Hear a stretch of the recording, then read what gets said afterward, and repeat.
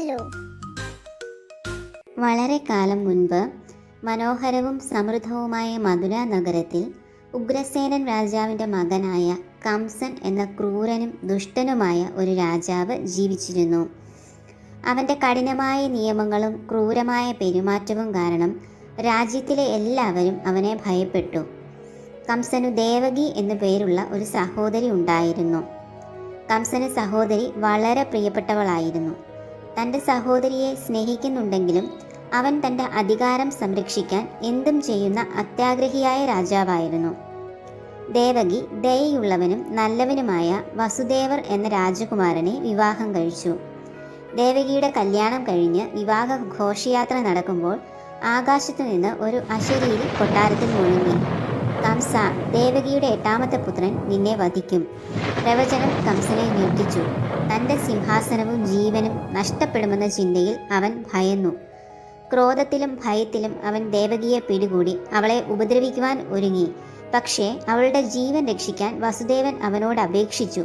ഇത് രാജാവിനെ ശാന്തമാക്കുമെന്ന് പ്രതീക്ഷിച്ച് അവർക്ക് ജനിക്കുന്ന ഓരോ കുഞ്ഞിനെയും കംസനെ ഏൽപ്പിക്കാമെന്ന് വസുദേവർ കംസനോട് വാഗ്ദാനം ചെയ്തു. മനസ്സില്ലാ മനസ്സോടെ കംസൻ സമ്മതിച്ചു. പക്ഷേ ദേവകിയെയും വസുദേവനെയും ഇരുട്ടുള്ള ഒരു കാരാഗൃഹത്തിൽ തടവിലാക്കാൻ ഉത്തരവിട്ടു. ദേവകിയും വസുദേവനും തടവിലായി. കാലം കടന്നുപോയി. അവരുടെ സങ്കടകരമായ സാഹചര്യങ്ങൾക്കിടയിലും തങ്ങൾ ഒരുമിച്ചാണെന്ന ചിന്തയാൽ അവർ ആശ്വസിക്കുകയും ദൈവവിശ്വാസം മുറുകെ പിടിക്കുകയും ചെയ്തു. ദേവകി ഓമനത്തമുള്ള 6 കുഞ്ഞുങ്ങളെ ഒന്നൊന്നായി പ്രസവിച്ചു. എന്നാൽ ഓരോ തവണയും കുഞ്ഞ് ജനിക്കുമ്പോൾ വസുദേവരും ദേവകിയും ഭയത്താലും സങ്കടത്താലും നിറഞ്ഞു. കാരണം കുഞ്ഞു ജനിക്കുമ്പോൾ തന്നെ കംസൻ ആ കുഞ്ഞുങ്ങളെ കൊന്നുകളഞ്ഞിരുന്നു. കൊട്ടാരം മുഴുവൻ ആശങ്കയും സങ്കടവും കൊണ്ട് നിറഞ്ഞു. തുടർന്ന് 7ാം തവണയും ദേവകി ഗർഭിണിയായി. എന്നാൽ ഇത്തവണ അത്ഭുതം സംഭവിച്ചു.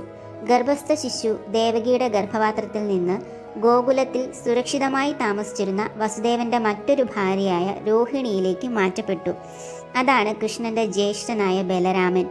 ഒടുവിൽ ദേവകി 8ാം തവണയും ഗർഭിണിയായി. കംസൻ എന്നത്തേക്കാളും ഭയപ്പെട്ടു. കാരണം ഇത് തൻ്റെ അന്ത്യം വരുത്താൻ വിധിക്കപ്പെട്ട കുട്ടിയാണെന്ന് അവൻ അറിയാമായിരുന്നു. ഇരുണ്ട കൊടുങ്കാറ്റുള്ള രാത്രിയിൽ ആകാശത്തെ നക്ഷത്രങ്ങൾ തിളങ്ങുന്ന സമയത്ത് 8ാമത്തെ കുഞ്ഞിൻ്റെ ജനന സമയം വന്നു. കാറ്റ് ശക്തമായി വീശി. മിന്നൽ ആകാശത്തെ മിന്നിമറന്നു. മധുര രാജ്യം മുഴുവൻ ശ്വാസം അടക്കി പിടിച്ചതുപോലെ തോന്നി.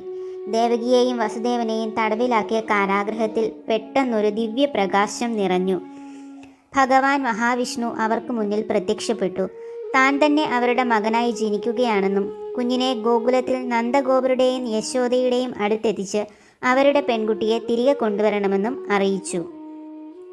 അവരുടെ ഹൃദയങ്ങളിൽ സമാധാനവും സന്തോഷവും നിറഞ്ഞു. 8ാമത്തെ കുട്ടി കുഞ്ഞു കൃഷ്ണൻ ജനിച്ചു. കുഞ്ഞിനു ചുറ്റും ഒരു ദൈവിക പ്രഭാവം ഉണ്ടായിരുന്നു. ചെറിയ മുഖം സൂര്യനെ പോലെ തിളങ്ങി.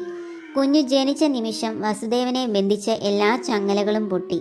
തടവറയുടെ കനത്ത വാതിലുകൾ സ്വയം തുറക്കപ്പെട്ടു. സാധാരണയായി ജാഗരൂകരായിരുന്ന കാവൽക്കാർ ഗാഢനിദ്രയിലേക്ക് വഴുതി വീണു.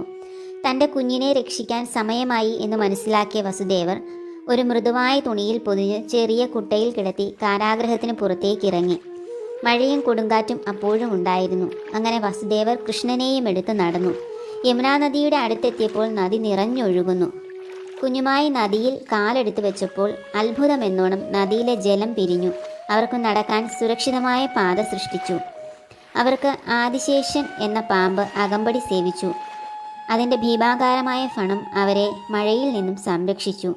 വസുദേവർ അങ്ങനെ ഗോകുലം എന്ന ശാന്തമായ ഗ്രാമത്തിലെത്തി. അവിടെ ഒരു പെൺകുഞ്ഞിന് ജന്മം നൽകിയ നന്ദഗോപരുടെയും യശോദയുടെയും വീട്ടിലെത്തി.